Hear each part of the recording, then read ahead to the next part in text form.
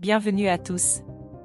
La campagne de Russie, débutée en juin 1941 avec l'opération Barbarossa, reste l'un des chapitres les plus colossaux de la Seconde Guerre mondiale. Au cœur de cette campagne titanesque, un homme joue un rôle déterminant, von Rundstedt, général feldmarschall de la Wehrmacht et commandant du groupe d'armées sud. Connu pour son pragmatisme et son habileté stratégique, il mène certaines des opérations les plus spectaculaires de cette campagne, notamment la prise de Kiev, tout en se heurtant aux ambitions démesurées et aux décisions irréfléchies d'Adolf Hitler. Revenons sur la contribution capitale et souvent controversée de cet officier chevronné à l'un des théâtres les plus meurtriers de l'histoire. La bataille de Kiev, qui culmine en septembre 1941, est une victoire éclatante pour les forces allemandes, et elle met en lumière l'habileté stratégique de von Rundstedt. En tant que commandant du groupe d'armées sud, il joue un rôle central dans cette opération, coordonnant ses troupes avec celles du groupe d'armées centre pour réaliser l'un des plus grands encerclements de l'histoire militaire. L'objectif est clair, s'emparer de Kiev, capitale de l'Ukraine soviétique, et neutraliser les forces massives de l'armée rouge qui défendent la région. Cette bataille représente bien plus qu'une simple victoire militaire. Elle est perçue comme la clé pour contrôler l'Ukraine, une région que le Troisième Reich convoite pour ses vastes ressources agricoles et son importance stratégique. La stratégie allemande repose sur un vaste mouvement en tenaille. Von Rundstedt dirige les forces du Sud, notamment la 1e Panzer armée de Kleist, tandis que la 2e Panzer armée de Guderian, appartenant au groupe d'armées centre, progresse depuis le nord. Les deux forces se rejoignent à l'est de Kiev, réalisant un encerclement gigantesque. L'armée rouge, sous les ordres de Boudienny, est complètement dépassée. Les forces soviétiques, mal préparées et mal coordonnées, ne parviennent pas à s'extraire de la nasse.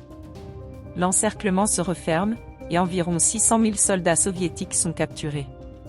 C'est une catastrophe d'une ampleur inimaginable pour l'Union soviétique, à tel point que même Staline, souvent implacable, aurait été sous le choc de la défaite. Cependant, ce triomphe militaire a un coût humain effroyable. Non seulement les prisonniers soviétiques subissent des conditions atroces, beaucoup meurent de faim ou d'épuisement dans les camps de prisonniers allemands, mais la prise de Kiev marque également le début de massacres systématiques. Peu de temps après la bataille, des milliers de juifs et d'autres civils sont assassinés à Babi Yar, dans un massacre orchestré par les SS et les Einsatzgruppen. Von Rundstedt, bien que principalement concentré sur les opérations militaires, ne peut ignorer ces atrocités, mais il choisit de ne pas s'y opposer. Malgré le succès de Kiev, la bataille illustre les profondes divergences entre von Rundstedt et Adolf Hitler.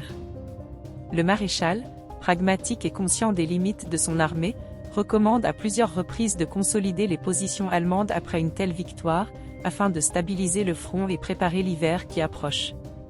Cependant, Hitler, obsédé par l'idée d'une avancée rapide pour achever l'Union soviétique avant la fin de l'année 1941, exige de poursuivre l'offensive coûte que coûte.